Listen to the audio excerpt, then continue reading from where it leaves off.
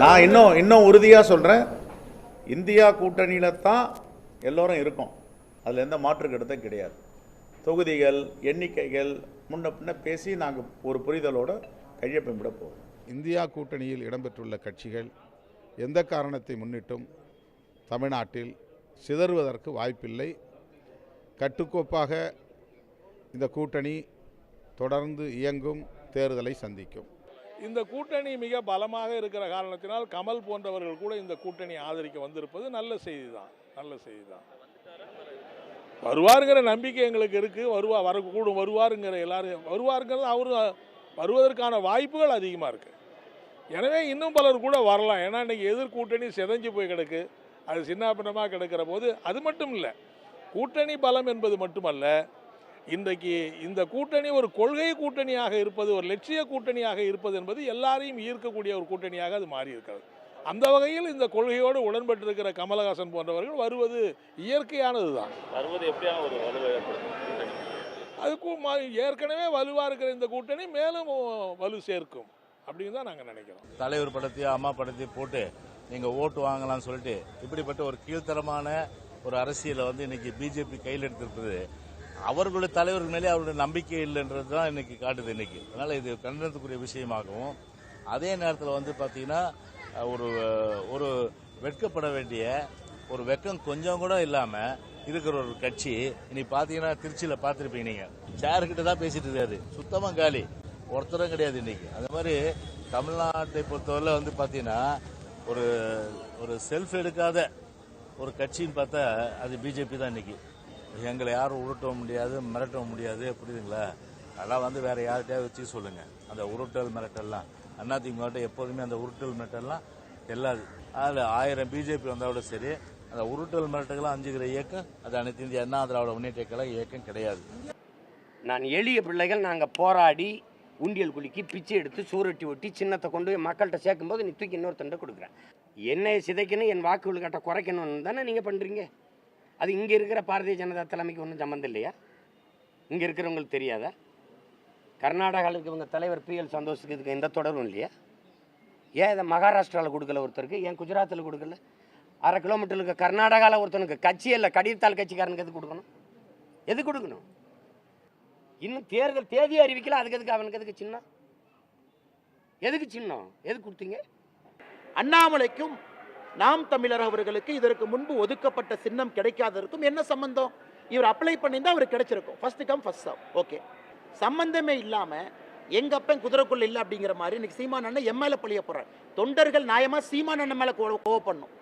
ஒரு கட்சியினுடைய தலைவர் சின்னத்துக்கு அப்ளை பண்ணல, அது சீமான் அண்ணன் தவிர என் தவறானே? அதனால் சீமான் அண்ணன் அவர்கள் உண்மையை தெரிஞ்சு பேசணும். அவருக்கு இந்த ப்ராசஸ் தெரியுமா, இந்த ப்ரொசீஜர் தெரியுமா, அங்கீகரிக்கப்பட்ட கட்சினா என்னன்னு தெரியுமா? முதல் பாரதிய ஜனதாவுடைய தாமரை சின்னத்தை ஒழிக்கணும். நீங்கள் பாருங்கள், இது தேர்தல் முடிஞ்சோன்னா வழக்கு போடுவேன். எனக்கு நீ பதில் சொல்லணும். பள்ளிக்கூடத்துலேருந்து இந்த தேசிய மலர், நாட்டு மலர், தாமரை தாமரை தாமரைன்னு எல்லாரும் படிக்கணும். அது எப்படி ஒரு இப்போ பொலிட்டிக்கல் பார்ட்டிக்கு சிம்பலாக கொடுத்த? ஒரு தேர்தல் நிற்கிற கட்சிக்கு எப்படி அதை சிம்பலாக கொடுத்த? நான் கேட்டபோது மயில் அது தேசிய பறவைன்னா, இது தேசிய மலர் எப்படி கொடுத்த? ஒன்று தேசிய மலராக இதை வை, சின்னத்தை எடு. இல்லை சின்னமாக அவருக்கு கொடு, தேசிய மலராக வேற வை, ரோஜா, மல்லிகை, கனகாம்பரம், ஏதோ ஒன்றை வை, காலிஃப்ளவரை கூட வை.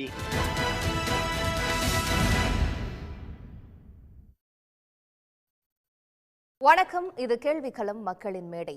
தொகுதி பங்கீடு, திண்ணை பிரச்சாரம் என தேர்தல் பணியை தீவிரப்படுத்தியிருக்கிறது திமுக. பாமக தேமுதிகவை இழுப்பதில் ஒரு பக்கம் மும்முரம் காட்டி வருகிறது அதிமுக. மற்ற சில சின்னம் சார்ந்த சர்ச்சைகள் எல்லாம் தமிழக அரசியல் களத்தில் எழுந்திருந்தாலும் திமுக அதிமுக என்கின்ற இருமுனை மோதலாக வேகம் எடுக்கிறதா தமிழக தேர்தல் அரசியல் களம் என்கின்ற பொருளில்தான் இன்றைய கேள்விகளத்தை கட்டமைத்திருக்கிறோம். முதலில் விருந்தினர்களை வரவேற்போம். அரங்கத்தில் மூத்த பத்திரிகையாளர் பிரியன் இணைந்திருக்கிறார், அவரை வரவேற்போம். நாம் தமிழர் கட்சியை சார்ந்த கார்த்திகேயன் அவர்களையும் விவாதத்திற்கு வரவேற்கிறோம். அதே போல நேரலையில் இணைந்திருக்கக்கூடிய மார்க்சிஸ்ட் கம்யூனிஸ்ட் கட்சியை சார்ந்த திரு அருணன் அவர்களை விவாதத்திற்கு வரவேற்கின்றோம். பேச்சாளர் ஸ்ரீனிவாசன் அவர்களை வரவேற்கின்றோம். பாஜகவை சார்ந்த திரு GK நாகராஜ் அவர்களையும் இந்த விவாதத்திற்கு வரவேற்கின்றோம். முதல்ல திரு அருணன் அவர்களிடமிருந்து போகணும்னு நினைக்கிறேன். ஒரு பக்கம் திமுக திண்ணை பிரச்சாரத்தை தொடங்கி இருக்கிறாங்க. இல்லம்தோறும் ஸ்டாலினின் குரல் என்கின்ற அடிப்படையில் திமுகவினுடைய கொள்கைகள், அதே போல பாஜக எதிர்ப்பு அரசியல் என்பதையெல்லாம் ஒவ்வொரு வீடாக எடுத்து செல்லக்கூடிய பணியை போன வாரத்திலிருந்தே மும்முரமாக தொடங்கி முக்கியமான ஸ்டார் பிரச்சாரகர்கள் எல்லாமே கூட தொகுதிகளில் இறங்கி இருக்கிறதெல்லாம் நம்ம பார்க்குறோம். இன்னொரு பக்கம் பார்க்கும் பொழுது அதிமுக, பாமக, தேமுதிக போன்ற கட்சிகளுடைய பேச்சுவார்த்தை இன்னும் இப்போதான் நடத்திட்டு இருக்காங்க. அப்படிங்கிறப்ப திமுகவினுடைய களம் வந்து ரொம்ப தெளிவாக அமைஞ்சிட்டு இருக்குது. அதிமுக வந்து இன்னும் களத்தை அமைப்பதில் திண்டிட்டு இருக்குது அப்படிங்கிறத புரிஞ்சுக்கலாமா? நீங்கள் எப்படி பார்க்குறீங்க இதை? நீங்கள் சொன்னது மிகச் சரியானது. திமுக அணியினுடைய களம் மிகச் சரியாக கட்டமைக்கப்பட்டிருக்கிறது. அந்த தொகுதி உடன்பாடுகள் என்பவை நடந்தேறி வருகின்றன. நிச்சயமாக விரைவில் அந்த உடன்பாடு என்பது முழுமை அடையும் என்கிற நம்பிக்கை இருக்கிறது. அதைத்தான் திமுக தலைமை மட்டுமல்ல, அணியிலே இருக்கக்கூடிய இதர கட்சிகளுடைய தலைவர்களும் பேட்டிகள் மூலமாக எதிரொலித்து கொண்டிருக்கிறார்கள். இன்னொரு புறம் அதிமுகவும் முயற்சி செய்து கொண்டிருக்கிறது. அதுவும் தேமுதிகவுடன் பேச்சுவார்த்தை நடத்த குழுவை அனுப்பி ஒரு குழுவை போட்டு அது ஏற்பாடு நடக்குது. பாமகவோடும் பேச்சுவார்த்தை நடப்பதாக செய்திகள் வருகின்றன. இதில் ரொம்ப வினோதமான நிலைமை பாஜகவினுடையது தான், தமிழ்நாட்டு பாஜகவினுடையது தான். இப்போ அவர் பாருங்க தேர்தல் நெருங்க ஒரு மிகப்பெரிய கூட்டணி பாஜக தலைமையில் உருவாகும் என்று அண்ணாமலையார் அடிக்கடி சொல்லி வந்தார். ஆனால் இப்போ பார்த்திங்கன்னா ஏற்கனவே இருந்த பெரிய கட்சி அதிமுக தான் அந்த கூட்டணியில். அவங்க நாங்கள் விலகிட்டோம் என்று சொல்லிட்டாங்க. அதை மீண்டும் மீண்டும் உறுதிப்படுத்தி வர்றாங்க. அப்போ இவங்களுக்கு வேறு என்ன கட்சிகள்? இயல்பாக பாமக, தேமுதிக அவங்களும் அதிமுக பக்கம் பேச்சுவார்த்தை நடப்பதாகத்தான் செய்திகள் வருது.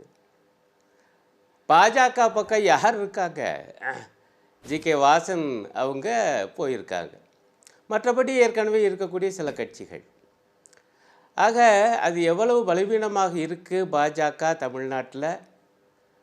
அண்ணாமலையாருடைய அதிரடி பேச்சுக்களுக்கும் நடப்பு யதார்த்தத்துக்கும் எள்ளளவும் எள்ளின் முனையளவும் சம்பந்தமில்லை என்பது தான் உண்மையாக இருக்குது. அதில் ஒரே ஒரு கட்சி ஐஜேகேன்னு ஒரு கட்சி, அதனுடைய ஒரு மாநாடு என்று திருச்சியில் பார்த்தேன். நானும் பார்த்தா கூட்டமே இல்லை. அதில் அவர் பேசிக்கிட்டு இருக்கார். ஆக இத்தகைய ஒரு பலவீனமான கட்சிகளோடு தான் அவங்க சில ஏற்பாடுகளை செஞ்சுக்கிட்டு இருக்காங்க. ஒரு கூட்டணி என்பது உருவாகவே இல்லை. இன்னொரு புறம் பார்த்தா வேடிக்கையாக இருக்குது. ஓபிஎஸ் அவங்கள, டிடிவி தினகரன் அவங்கள வெயிட்டிங் லிஸ்ட்டில் வச்சுருக்காங்க. காத்திருப்பாக ஒரு பட்டியலில் வச்சது மாதிரி அப்போ வச்சுருக்காங்க. அவங்க பாவம், அவங்க புலம்புறாங்க, அவங்க சமாளிக்கிறாங்க. அது அழைக்க வேண்டியது இல்லை. நாங்கள் ஏற்கனவே வீட்டுக்குள்ளே தான் இருக்கோம். அதிமுகவுக்கான கதவுகள் திறந்தே இருக்கு. அதனால தான் ஓபிஎஸ்ஸையும் டிடிவியும் இன்னும் சீன்லேயே காட்டாமல் வச்சுட்டு இருக்காங்க அப்படிங்கிற ஒரு பார்வையும் இருக்கு. இவங்க தான் ஜன்னல் கதவு எல்லாத்தையும் மூடியாச்சுன்னாங்க. அப்படி அதாவது கதவு ஜன்னல் அப்புறம் மேற்கூரையை கூட அவங்க திறந்து வச்சுருக்கலாம். ஆனால் இப்போ ஜெயக்குமாருடைய பேட்டி இப்போ கூட நீங்கள் கூட போட்டீங்க.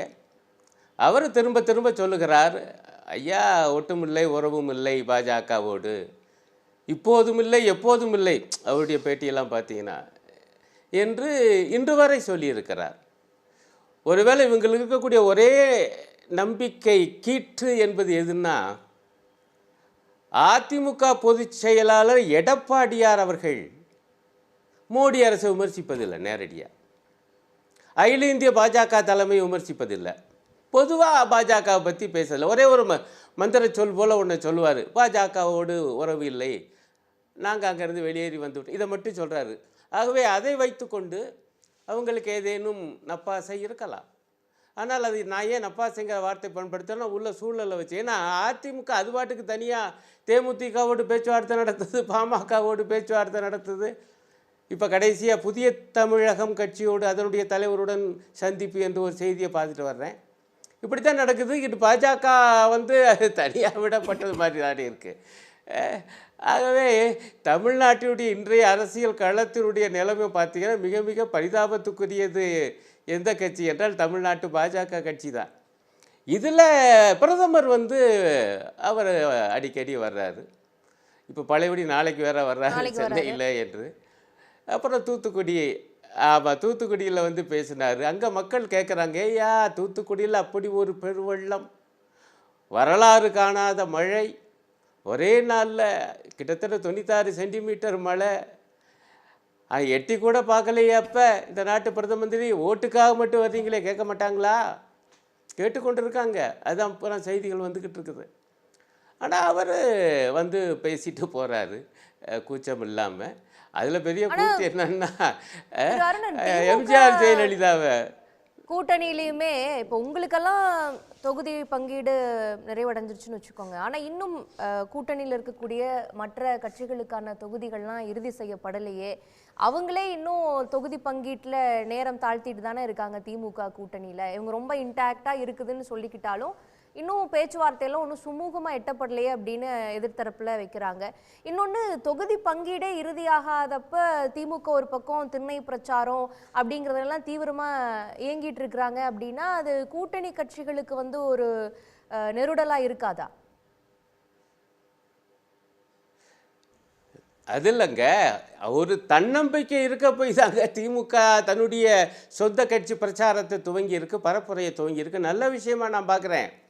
எனக்கு ரொம்ப பிடிச்ச விஷயம், பொதுவாக அரசியல் கட்சிகள் என்ன செய்யும்னா பொதுக்கூட்டங்கள் போடும்.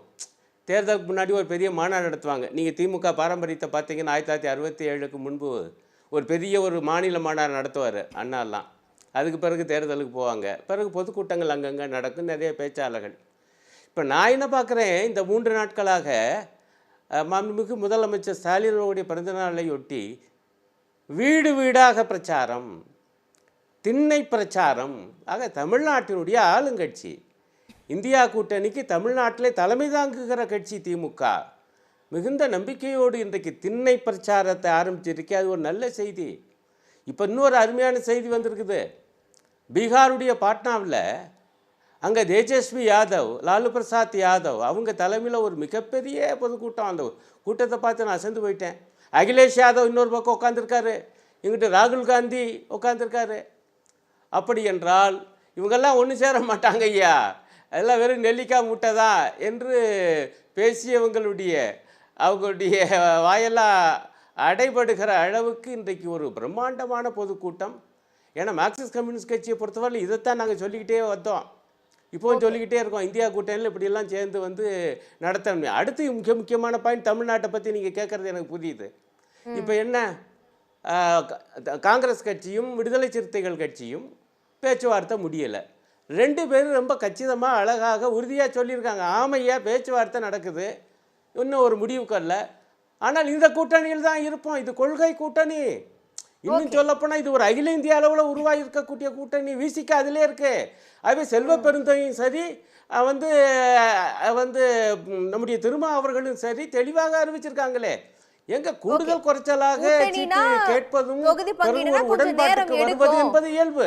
ஓகே, எல்லா ஃபேக்டர்ஸையும் அலசி ஆராயறதுக்கு ஒரு நேரம் எடுக்கும். அந்த நேரம் தான் நடந்துட்டு இருக்கு. மற்றபடி கட்சிகள்லாம் உள்ள இன்டாக்டா இருக்குது, உறுதியா இருக்கிறாங்க. இது ஒரு கொள்கை கூட்டணின்னு சொல்றீங்க. திரு ஸ்ரீனிவாசன் அவரிடம் கேட்போம். ஸ்ரீனிவாசன், இப்போ திமுக கூட்டணியில இந்தந்த கட்சிகள் தான் கூட்டணியில இருக்கிறாங்க அப்படிங்கிறது முன்பே உறுதியாகிட்டது, ரொம்ப இன்டாக்டா இருக்கிறாங்க. எந்த தொகுதி எத்தனை எண்ணிக்கை அப்படிங்கிறதுல தான் பேச்சுவார்த்தைகள் போயிட்டு இருக்குது அப்படிங்கிறத பார்க்குறோம். இன்னொரு பக்கம் பாருங்க, அதிமுக கூட்டணிக்கே சில சிறிய கட்சிகளை நாடி செல்லக்கூடிய ஒரு நிலைமைக்கு இருக்குது. இன்னும் உள்ள யார் யார் இருக்கிறாங்க அப்படிங்கிறதே தெரியல. இந்த மாதிரியான ஒரு சூழல்ல அதிமுக இருக்கும் பொழுது திமுகவுக்கு எதிரான ஒரு கட்சியாக பாஜக களம் அமைக்கணுங்கிற ஒரு முயற்சிகளை எடுத்துட்டு இருக்குது. இந்த திமுக வெர்சஸ் அதிமுக தான் அப்படிங்கிற ஒரு தேர்தல் களத்தை கட்டமைக்கிற முயற்சிகள்ல அதிமுக வெற்றி அடையுமா? நீங்க எப்படி பாக்குறீங்க? சன் நியூஸ் கேள்விக்களம் நெறியாளர் உள்ளிட்ட அவைக்கு பணிவான வணக்கம். அனைத்து இந்திய அண்ணா திராவிட முன்னேற்றக் கழகம், புரட்சித் தலைவர் புரட்சித் தலைவி அம்மா, இன்றைக்கு அண்ணன் எடப்பாடியார் பொதுச் செயலாளர், இவர்கள் வழியில் இன்னைக்கு ஒரு தமிழகனுடைய நலன் காக்கப்பட வேண்டும், தமிழர்களுடைய உரிமை மீட்கப்பட வேண்டும் என்ற முழக்கத்தை முன்வைத்து இன்றைக்கு தரைத்தளத்தில் அதிமுக மிகப்பெரிய ஒரு கட்டமைப்பை ஏற்படுத்தி நாடாளுமன்ற தேர்தலை எதிர்கொள்ளுகிறது. அந்த அடிப்படையில் தான் அற்றக்குளத்து அருநீர் பறவை போல அதிமுகவை தமிழ்நாட்டினுடைய நலன் விரும்பிகளாக இருக்கின்ற பல்வேறு இயக்கங்கள் இன்றைக்கு அண்ணன் எடப்பாடியாரை சந்தித்து அதிமுகவோடு இணைந்து நாடாளுமன்ற தேர்தலை சந்திக்க வேண்டும் என்ற இசைவை தெரிவித்து வருகிறார்கள். இது அதிமுகவினுடைய அந்த ஆட்டத்தை பார்க்கிற பொழுது பல்வேறு கட்சிகளுக்கு நடுக்கம் ஏற்படுகிறதுன்னு தான் சொல்லணும். ஏன்னா இப்போ இந்த பாஜகவை நீங்கள் குறிப்பிட்டீங்க. பாஜக தன்னுடைய அடையாளத்தை தொலைத்திருக்கிறது. தமிழ்நாட்டை அதிமுக என்ற மிகப்பெரிய கட்சியோடு இணைந்ததால் அந்த கட்சிக்கு ஒரு பெருமை அடையும். ஆனால் இன்றைக்கு நாடாளுமன்ற முறிவு கழக பொதுச் செயலாளர் முறிந்ததற்கு பிறகு ஒரு தனித்தன்மையோடு அதிமுக இயங்குகிற பொழுது பாஜகவிற்கு பதட்டம். பாஜகவுக்கு தமிழ்நாட்டுல அடையாளமே இல்ல. உங்களுடைய அடையாளத்தை, அதிமுகவினுடைய அடையாளத்தை தான் கபலீகரம் செய்யறதுக்கு முயற்சியில் எடுத்துட்டு இருக்குது அப்படின்றாங்க. அதைத்தான் நான் சொல்ல வர்றேன். எங்களுடைய சித்தாந்த தலைவர்கள் புரட்சி தலைவரையும் இன்னைக்கு சுவரொட்டி ஒட்டி விளம்பரம் தேடுகின்ற அளவிற்கு இன்றைக்கு அவர்களுடைய நிலைப்பாடு போயிருக்கிறதுன்னா அந்த தமிழ்நாட்டில் பாஜகவிற்கு என்ன மதிப்புன்றதை மக்கள் பார்த்துக்கிட்டு தான் இருக்கிறாங்க. அப்போ ஒரு கட்சி தனித்தன்மையோடு இயங்குகின்ற ஒரு மக்கள் பேர் இயக்கத்தை கபலீகரம் செய்ய நினைக்கிறது ஒரு மிகப்பெரிய ஜனநாயக சர்வாதிகாரங்கிறத தமிழக மக்கள் பார்க்குறாங்க. இன்றைக்கு இந்தியா கூட்டணி, ஐயா பேராசிரியர் குறிப்பிட்டாங்க, இந்தியா கூட்டணி ஏற்கனவே அந்த கூட்டணியில் இருக்கின்ற கட்சிகள் தான் இருக்குது. ஆனால் இன்றைக்கு அதிமுகவை நேசிக்கின்ற பல்வேறு இயக்கங்கள், அதிமுக தான் இன்றைக்கு மக்களால் போற்றப்படுகின்ற கட்சி. அந்த கருத்தில் இன்னைக்கு அண்ணன் எடப்பாடியாரை சந்திக்கிறாங்க. ஒரு மிகப்பெரிய அதிர்வலைகளை நாடாளுமன்ற தேர்தலில் அதிமுக ஏற்படுத்தும், அதில் எந்த மாற்று கருத்தும் இல்லை. அதனால் இது நேரடி திமுகவிற்கும் அதிமுகவிற்கும் நேரடி களம் காணுகின்ற நாடாளுமன்ற தேர்தல். இதில் பிற கட்சிகளுக்கெல்லாம் வேலையே இல்லை. சுத்தமாக பாஜக என்பது தமிழ்நாட்டில் இந்த நாடாளுமன்ற தேர்தல் மூலம் துடைத்தெறியப்படும் காலம் வெகு தொலைவில் இல்லை. அதிமுகவினுடைய இலக்கு புரட்சி தலைவி அம்மா இன்றைக்கு என்ன கொள்கையை சொன்னாங்களோ அந்த அடிப்படையில் இன்னைக்கு அண்ணன் எடப்பாடியார் கட்சியை கொண்டு போயிட்டு இருக்கிறார். அதனால் எந்த தொகுதி கொடுத்தாலும் பரவாயில்ல, எந்த நிபந்தனைகளுமே எங்களுக்கு தேவையில்லைன்ற சிறு கட்சிகள் இருக்கத்தான் செய்கிறாங்க. அந்த கட்சிகள் அந்த கட்சியோடு பேசுவாங்க, தேசிய கட்சியோடு. ஆனால் என்ன நிலைமை, இன்னைக்கு திருச்சியில் காலிச்சேரை பார்த்து கர்ஜிக்கிற தலைவர்கள் தான் இன்னைக்கு பாஜகவில் இருக்கிறாங்க. அதனால் அதிமுகவினுடைய புகழுக்கும் பெருமைக்கும் எந்த கட்சியாலும் களங்கம் ஏற்படாது. இது மக்களால் ஏற்படுத்தப்பட்ட கட்சி. அதனால் நாடாளுமன்ற தேர்தலில் அதிமுக மிகப்பெரிய வெற்றி வாகை சூடும். திமுக இன்றைக்கு செய்ய தவறிய அத்தனை செயல்களையும் அதிமுக தான் குரல் கொடுத்துக்கிட்டு இருக்குது. எய்ம்ஸுக்காக செங்கலை தூக்கிட்டு ஊரா நாங்கள் சுத்தலை, ஆனால் தோப்பூரில் மதுரையில் இடம் கொடுத்தது அதிமுக. நீட்டுக்கு மாற்றாக 7.5 இடஒதுக்கீடு கொடுத்து ஏழை மாணவர்களை படிக்க வைத்தது அண்ணன் எடப்பாடியார். அதனால் தமிழக உரிமைகளுக்கு இன்னைக்கு பாதுகாக்கப்பட்ட வேளாண் மண்டலம் கொண்டு வந்தது அதிமுக. காரணம் எடப்பாடியார். அந்த அடிப்படையில் இன்னைக்கு அதிமுக மீது மக்கள் ஆசீர்வதிக்க துவங்கி இருக்கிறார்கள், ஆராதிக்க துவங்கி இருக்கிறார்கள். பொதுச்செயலாளர் போகிற இடமெல்லாம் மக்கள் வெள்ளம் கரை புரண்டு போகிறது. ஆகவே திமுக இந்தியா கூட்டணிக்கு திமுகவிற்குமே இன்றைக்கு பயம் ஏற்பட்டிருக்கிறது. அதிமுகவினுடைய அலை மக்களிடத்திலே பெருவெள்ளமாக போய் கொண்டிருக்கிறது. எங்கே அந்த தேர்தலில் நம்ம கோட்டை ஓட்டுறோமோன்னு தான் இன்னைக்கு தென்னை பிரச்சாரத்தை அவங்க துவக்கி இருக்கிறாங்க. நாடாளுமன்ற தேர்தல் என்னைக்கு அறிவித்தாலும் நாங்கள் எதையும் எதிர்க்க தயாராக இருப்போம். பாஜகலாம் எங்களுக்கு ஒரு மேற்றே கிடையாது. அதனால மற்ற ஜனநாயக விரோத சக்திகள் தமிழ்நாட்டிலிருந்து அப்புறப்படுத்துகின்ற நாள். அதிமுக கட்சி உங்களுடையது, எம்ஜிஆர் ஜெயலலிதா இந்த கட்சியை சார்ந்த தலைவர்கள். எந்த தைரியத்தில் தலைவர்களுடைய பெயரை பாரதிய ஜனதா கட்சி எல்லா பக்கமும் பயன்படுத்துது? பிரதமர் மோடி உங்க கட்சியுடைய அதிமுக கட்சியினுடைய தலைவர்கள் பெயரை எந்த நம்பிக்கையில பயன்படுத்துறாரு? ஒரு கேள்வி. இன்னொன்னு, போஸ்டர்ல எல்லாம் அதிமுகவினுடைய தலைவர்கள் படத்தை ஒட்டுறாங்க அப்படின்னா அப்ப அதிமுக பாஜக பிடியில் இருக்குதா, இல்ல வேற ஏதாவது ஃபேக்டர் வச்சிருக்கிறாங்களா? இன்னும் அதிமுக உரிமை மீட்பு அமைப்பு அப்படின்னு ஓபிஎஸ் ஒரு பக்கம் அறிக்கையெல்லாம் விட்டுட்டு இருக்கிறத நம்ம பார்க்கிறோம். அப்போ இதுல எழக்கூடிய கேள்வி, இன்னும் அதிமுக நாங்க பயன்படுத்திக்க கூடிய ஒரு கட்சியாக தான் இருக்குது அப்படிங்கறத தெள்ள தெளிவா வெளிப்படையா காட்டுதா பாஜக? இல்லை பாஜகவினுடைய அந்த இதெல்லாம் பார்த்தீங்கன்னா தொடர்ந்து அவங்களுடைய அதிகாரத்துக்கு இசைவு தெரிவித்தா பாரத ரத்னா வரையும் போவாங்க, இல்லாட்டினா பாடாப்படுத்துவாங்கங்கிறது தான் ஜனநாயக யதார்த்த அரசியலை இன்னைக்கு செய்கிறாங்க. அதை மக்கள் பூரா பார்த்துக்கிட்டு தான் இருக்கிறாங்க. அதனால் அது ஒரு மேட்டரே தமிழ்நாட்டில் நான் அதிமுக பார்க்கல. ஓபிஎஸ் நீங்கள் குறிப்பிடுற ஓபிஎஸோ மற்ற நண்பர்களோ ஏதோ தலைவர்களோ கட்சிக்கு அதிமுகவிற்கு சம்மந்தம் இல்லாத ஆட்கள். அதனால் கட்சியை விட்டு நீக்கப்பட்ட ஆட்கள் யார் வேணாலும் யாரோட வேணாலும் சேரட்டும், அதிலெல்லாம் அதிமுகவிற்கு எந்த மாற்று சிந்தனையும் கிடையாது. எங்களுடைய நோக்கம் மக்கள் உரிமைகளை காக்கணும், தமிழக நலன்களின் உரிமைகளை மீட்கணும். இதுதான் எங்களுடைய லட்சிய பயணம். அதனால் பாஜக எங்களை கேட்காமல் எங்களுடைய சித்தாந்த தலைவர்களை அவர்கள் களவாடுவது என்பது ஏற்றுக்கொள்ள முடியாத விஷயம். அது ஒரு மிகப்பெரிய களவாணித்தனம். அது எந்த கட்சியும் எந்த நேரத்திலையும் ஒரு சித்தாந்த தலைவர்களை எடுத்து ஒட்டுறதுக்கு எந்த அனுமதியும் கிடையாது, அனுமதிக்கவும் முடியாது. அதனால வாக்குகளை களவாடுற நோக்கத்தில் எந்த கட்சி செயல்பட்டாலும் அதை கண்டிக்கிறோம். ஓகே, திரு நாகராஜ்கிட்ட கேட்டுட்டு வந்துடுறேன். திரு நாகராஜ், உங்களுக்குன்னு சித்தாந்தம் இல்லையா, கொள்கைகள் இல்லையா? 10 ஆண்டுகால ஆட்சி நடத்திருக்கிறீங்க, அந்த திட்டத்தை எல்லாம் சொல்லி பிரச்சாரம் பண்ணல. அதிமுக தான் ஒட்டும் இல்லை உறவு இல்லைன்னு பிரிஞ்சு போயிட்டாங்கல்ல, அப்புறம் எதுக்கு அவங்க தலைவர்கள் எல்லாம் மேடையா பேசணும்? வெக்கம் இல்லையான்னு கேட்குறாரு ஜெயக்குமார். இல்லை, முதல்ல நான் அருணன் அவர்கள்லாம் சில கருத்துக்கள் சொன்னாங்க, அவருக்கு பதில் சொல்லிட்டு வரேன். உலகத்திலேயே மிகப்பெரிய கட்சி பாரதிய ஜனதா கட்சி. 2 சீட்டில் ஆரம்பித்து இன்றைக்கி 303 சீட்டு இன்றைக்கி பாராளுமன்றத்தில் நாங்கள் வெற்றி பெற்றிருக்கிறோம். தெளிவான கொள்கையுடைய கட்சி, இந்திய நாட்டினுடைய கலாச்சாரம் பண்பாடை காப்பாற்றுகின்ற கட்சி, தொடர்ந்து வெற்றிகளை பெற்றுக்கொண்டிருக்கின்ற கட்சி. நீங்கள் ஒரு 543 தொகுதியில் பார்த்தீங்கன்னா 343 தொகுதிகளில் நாங்கள் திரும்ப வெற்றி பெற்று கொண்டிருக்கிறோம். ஒரு 200 தொகுதிகளில் நாங்கள் இன்னும் டச் பண்ணாமல் இருக்கிறோம். அதற்கு காரணம் பல்வேறு காரணங்கள். அதில் ஒரு மகிழ்ச்சியான விஷயம், எங்கள் பாரத பிரதமர் சொன்னாங்க முக்து காங்கிரஸ் அப்படின்னாங்க. இன்றைக்கி ஏறக்குறைய காங்கிரஸ் காணாமல் போய்விட்டது என்று சொல்லலாம். ஏன்னா எதிர்கட்சியாக இருக்கக்கூட அருகதை இல்லாமல் போய்விட்டது. கம்யூனிஸ்ட் சுத்தமாக வட இந்தியாவில் இல்லை. இந்த கடைசி கரையோரமாக கேரள மாநிலத்தை ஆண்டு கொண்டிருக்கிறது. வெஸ்ட் பெங்கால் ஒரு காலத்தில் 20 ஆண்டு காலத்துக்கு மேலாக கோலோச்சி அந்த கம்யூனிஸ்ட் அங்கே காணாமல் போய்விட்டது. அங்கே திரிணாமுல் காங்கிரஸ் ஆட்சி செய்து கொண்டிருக்கிறது. அங்கே கம்யூனிஸ்டும் அங்கே காலியாகி போச்சு. ஆனால் இதையெல்லாம் தாண்டி ஒரு வலிமையான கட்சியாக பாரதிய ஜனதா கட்சி இருக்கிறது. இந்தியாவை ஆளுகின்ற கட்சியாக, உலகத்திலேயே மிகப்பெரிய கட்சி மட்டுமல்ல, உலக தலைவர்கள் எல்லாரும் போற்றுகின்ற ஒரு பாரத பிரதமர் நரேந்திர மோடி அவர்கள்.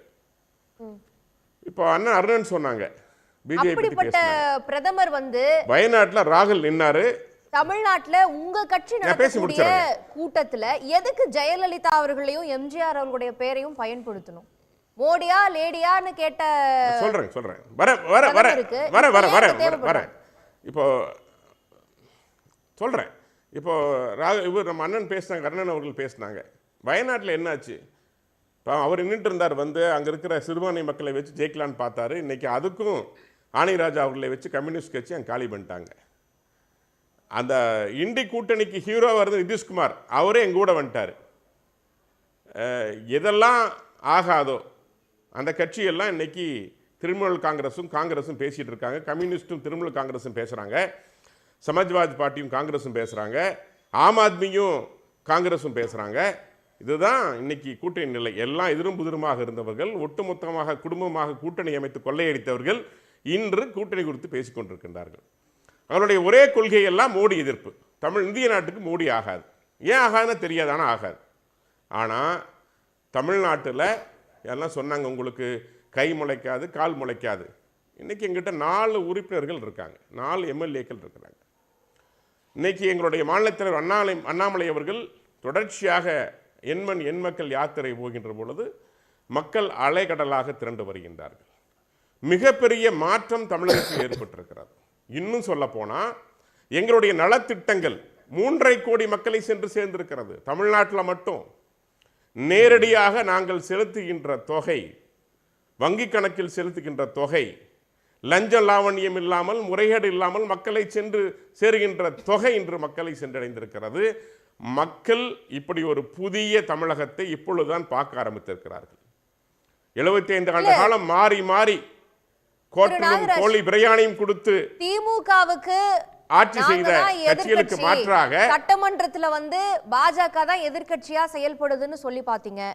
அதுக்கப்புறம் அதிமுகவை ரீப்ளேஸ் பண்ணி பாஜக அந்த இடத்துல செயல்படணும்னு நினைச்சீங்க. அதுக்காக அரசியல் பண்ணீங்க அப்படிங்கிற குற்றச்சாட்டுகளை வச்சாங்க. இப்ப அதிமுகவுடைய தலைவர்களையே பயன்படுத்தி பிரச்சாரம் பண்றதா ஒரு குற்றச்சாட்டை வைக்கிறாங்க. அதெல்லாம் இருக்கட்டும், நாம் தமிழர் கட்சி ஏன் சார் வந்து மோதுறீங்க? இப்ப அவங்க வாக்கு வங்கி தான் உங்களுடைய குறி அப்படின்ற ஒரு குற்றச்சாட்டை வைக்கிறாரு சீமான். மேடம், நீங்க தவறா புரிஞ்சுட்டு பேசுறீங்க. எல்லாரும் பாஜகவை குறிக்கிறாங்க. பாஜக தமிழகத்தில் வளர்ந்து கொண்டிருக்கிறது. நான் பேசி முடிச்சிடறேன். தமிழகத்தில் பாஜக வளர்ந்து கொண்டிருக்கிறது. இந்த வளர்ற கட்சியை பார்த்து எல்லா கட்சிகளும் பயம் வந்துருச்சு. உண்மை அதுதான். நீங்க எம்ஜிஆர் அவர்களை பத்தி சொன்னீங்க, ஜெயலலிதா அவர்களை பத்தி சொன்னீங்க. பாரத பிரதமர் என்ன பேசினாரு? மக்கள் நலத்திட்டங்களை மக்களுக்காக செயல்பட்டவர்கள் பாஜகவை போல எம்ஜிஆர் அவர்கள் செயல்பட்டார். மதிய உணவு திட்டம், அதுக்கப்புறம் அவர் கொடுத்த சத்துணவு திட்டம், காமராஜர் அவர்கள் கொண்டு வந்த அந்த அந்த வழிமுறையை பின்பற்றியது, மக்களுக்கு என்ன தேவை என்பதை தெரிந்து மக்களுக்காக செய்தது. நடுவுல பேசிட்டு அதே போல நீங்க பாருங்க, கைவிட்டுட்டீங்கன்னு சொல்றாங்க. காமராஜர் சொல்லிட்டு இருந்தீங்க, இப்ப காமராஜர் சொன்னாரு யாரையுமே கைவிடலைங்க. நாங்க யாரை பாருங்க, நாங்க நரசிம்மராவுக்கும் பாரத ரத்னா விருது கொடுத்திருக்கிறோம். நரசிம்மராவ் அவர்களுக்கு பாரத ரத்னா கொடுத்திருக்கிறோம். நாங்க வந்து எந்த தலைவரையும் கைவிடல. மகாத்மா காந்திய காங்கிரஸ் தான் கைவிட்டு இருக்கு. தூய்மை இந்தியா திட்டத்தை நாங்க எடுத்துட்டு போறோம். இந்தியா முழுவதும் கொஞ்ச நாள் பயன்படுத்திட்டு இருந்தது பாஜக. அதுக்கப்புறம் இப்ப அதிமுக தலைவர்கள் எல்லாம் பயன்படுத்தி வாக்கு வங்கியை கவரலான்னு பாக்குது அப்படிங்கிற குற்றச்சாட்டு இருக்குது. இதுக்கு நடுவுல நாம் தமிழர் கட்சி வேற போய் சொல்லிக்குவாங்க. நாங்க சொல்றோம். நான் பேசி முடிக்கிறேனுங்க. நீங்க ஜெயலலிதா அம்மையாரை ஏன் எங்க பிரதமர் குறிப்பிட்டார் அப்படின்னா, எங்களோட அரசியல் பயணத்தில் இருந்தவர்கள் ஜெயலலிதா அவர்கள். பாரத பிரதமர் அவர்கள் இருந்த பொழுது அவர்களோடு துணை நின்றவர்கள். அவர்களை பலமுறை வந்து சந்திச்சிருக்காங்க. மோடியா லேடியான்னு தானே கேட்டாங்க. என்ன கேட்டீங்க? மோடியா லேடியான்னு தானே அரசியல் களத்தை வச்சாங்க ஜெயலலிதா அவர்கள்.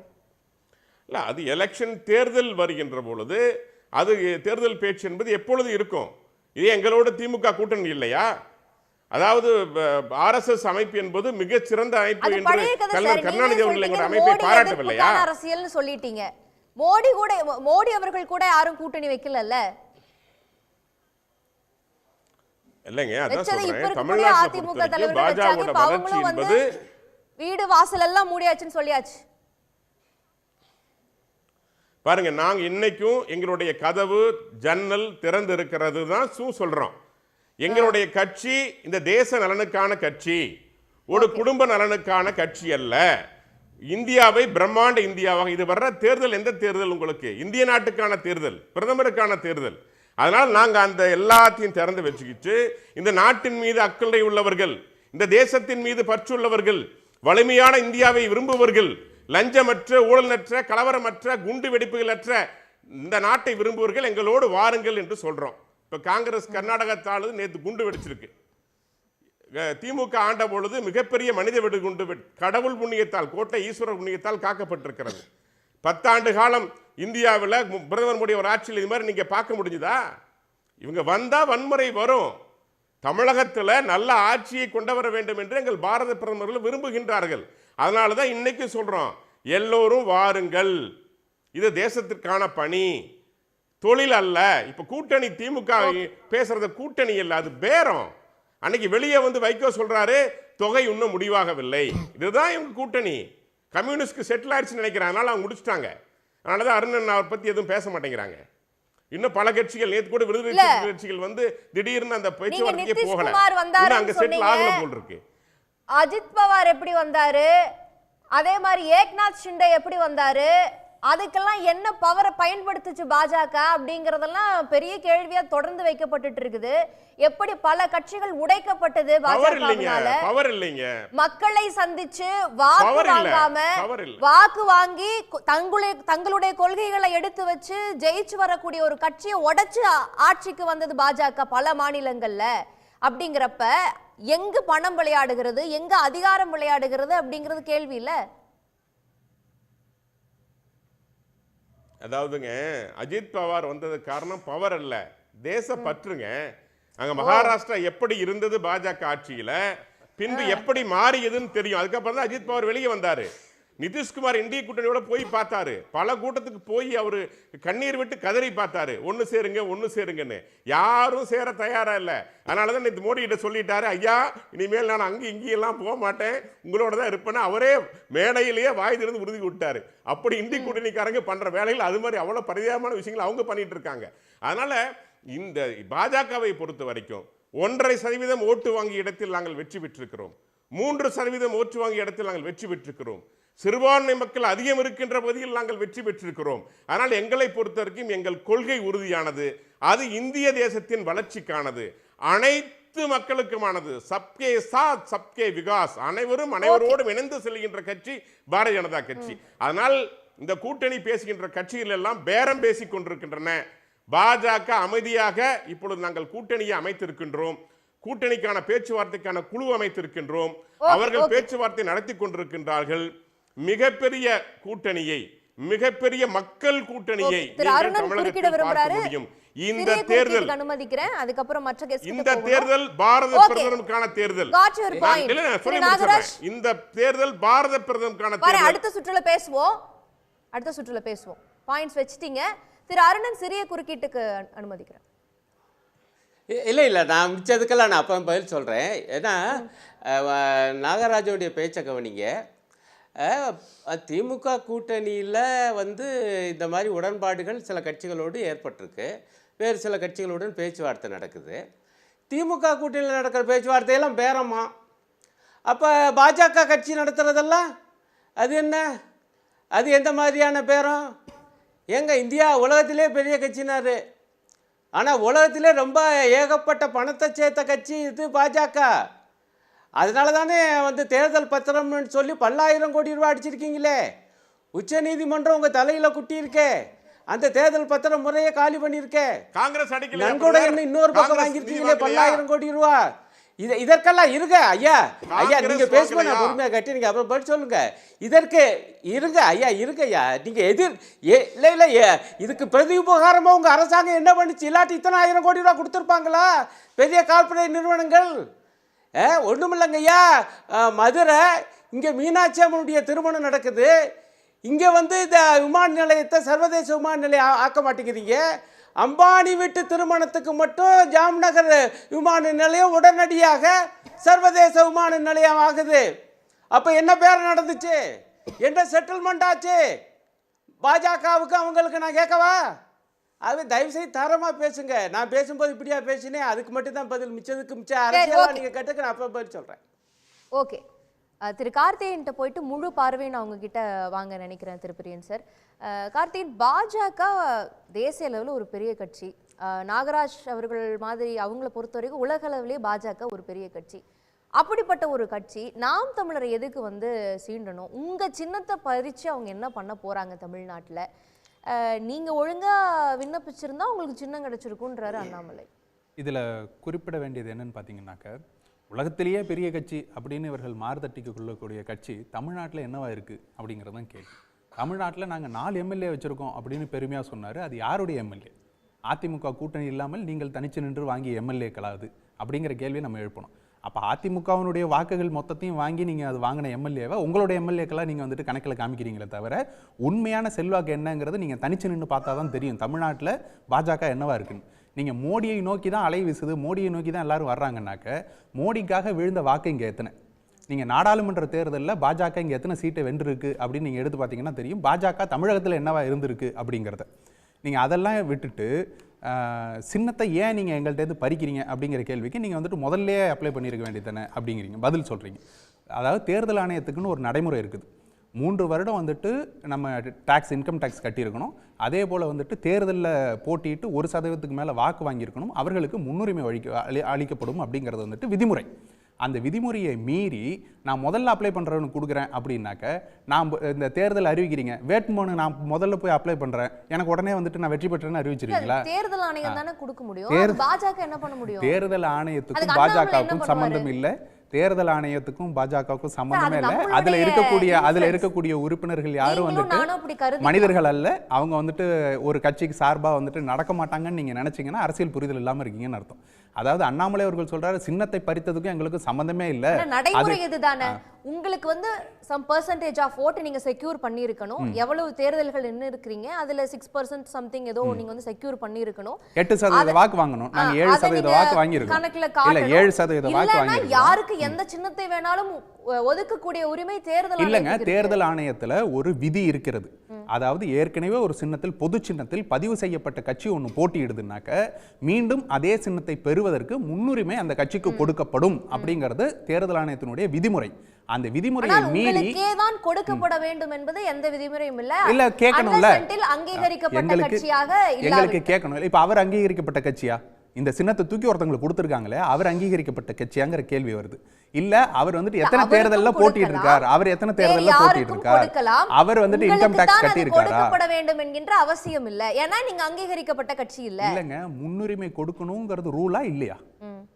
அப்ப அங்க அரசியல் இருக்குதுன்றீங்க. இல்லாம எப்படி இருக்குங்க? எதுக்கு அந்த அரசியல் பண்ணணும்? பாஜக ஏன் நாம் தமிழரை போய் ஏன் அப்படின்னாக்க இங்க நாம் தமிழர் கட்சி மிக வலுவாக பாஜகவை எதிர்த்து இங்க ஒரு அரசியலை செய்து கொண்டு இருக்கிறது. நாம் தமிழர் கட்சி 3வது பெரிய கட்சியாக இன்றளவுலையும் இருந்து கொண்டு இருக்கிறது. அப்ப 3வது இடத்துக்கு போட்டியா? நீங்க 3வது பெரிய கட்சியாக நாம் தமிழர் கட்சி இன்றளவு இருந்துகிட்டு இருக்கு. இது அடுத்ததாக எங்க போகும், எந்த பாய்ச்சல் எடுக்கும்ங்கிறது அவர்களுக்கு தெரியும். ஏன்னா அவர்களுடைய உளவுத்துறை என்ன ரிப்போர்ட் கொடுத்துருக்குங்கிறது நமக்கு தெரியும்.